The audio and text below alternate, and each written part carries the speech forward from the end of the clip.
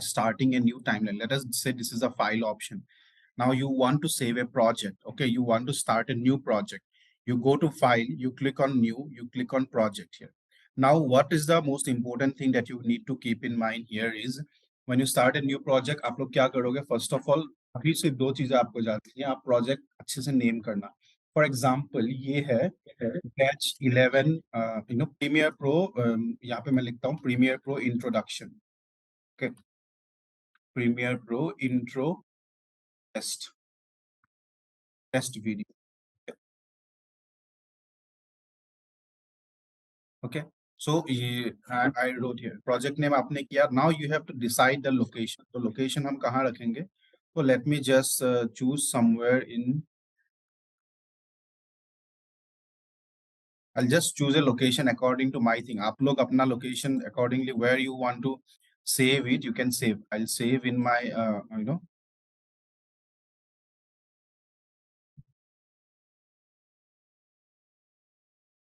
okay. So I'll save it here. Now this is the project file being saved here. तो उसके बाद क्या करना है? You name the project name, then you just go and create.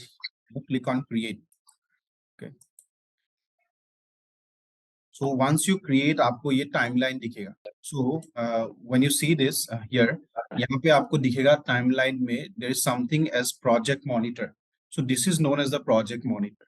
Okay. So project monitor में you have something as import media to start. अभी import media to start मतलब क्या? आप यहाँ पे files drop कर सकते हैं and it will be happening. Now, apart from the project monitor, you need to know about this. These are known as the tools. So these are the tools.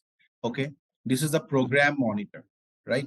So Premiere Pro में यहाँ पे आपका है import media to start. This is the project monitor. So please remember the keyboard shortcuts.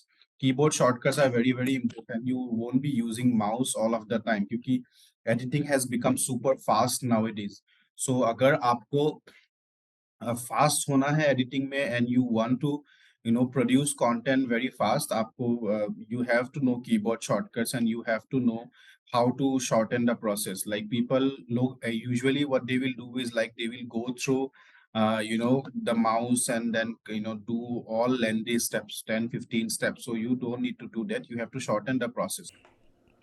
Hey everyone, so here you can see that we are going to look at keyboard shortcuts. Now when you go to the edit tab, you can look at keyboard shortcuts here. Now when you click on it, you will have this kind of a keyboard description, and you can see you can go to keyboard layout preset and do it as a custom. You can save it as custom. You can go to commands, you can save it as, you can see all the options, lumetri, color panel, markers panel, all the things you can see. So you just keep it as custom. Now let us look into the application. You see the selection tool is V.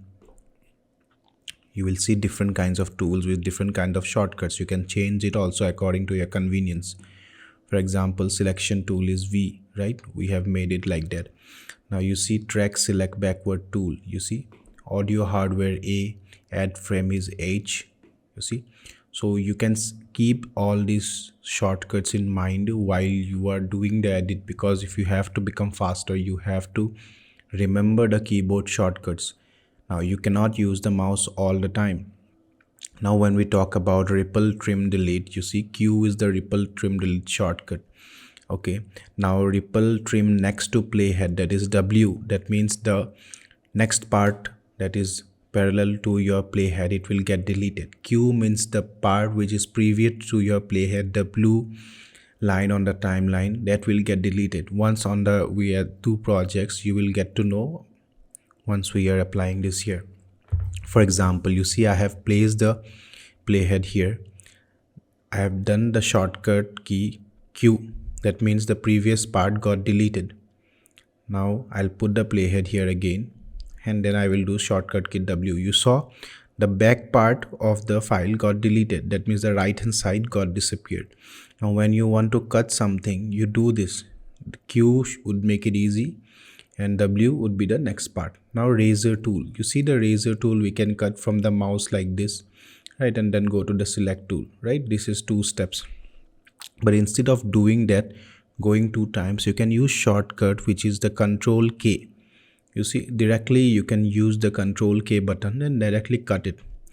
Now this is control plus plus. If you want to see the frame, the height of the frame, so do control plus. Okay, audio height also, if you have to increase the audio track height, you do alt plus plus. Okay, now control plus plus will increase the height and plus plus will zoom it. So if you do click on plus, it will zoom the timeline.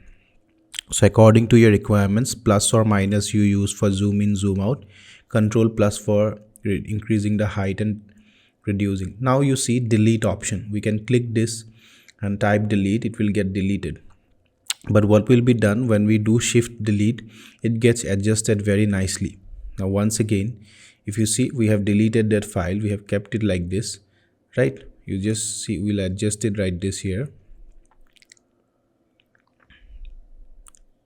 Just see the playhead, and then we'll do speed. You see, we can increase or decrease the speed of the timeline. Now if your clip is very little bit slow, you increase the speed. Now you see the speed at which the frame is playing and the person is pouring the water has increased. So similarly, you can increase the speed of your clip by right clicking and going to speed and duration. That is another shortcut. Okay, so apart from that, you just notice this. You see the speed is, you can have to, we'll bring that back to normal right now, 100. Now you can see that the speed has decreased. Okay, so this is the difference when you are speeding up the clip and when you are increasing the speed of the clip. Based on your requirements, you can decrease or increase that. Now we have learned about the shift delete, which makes things easy and make it easy to adjust.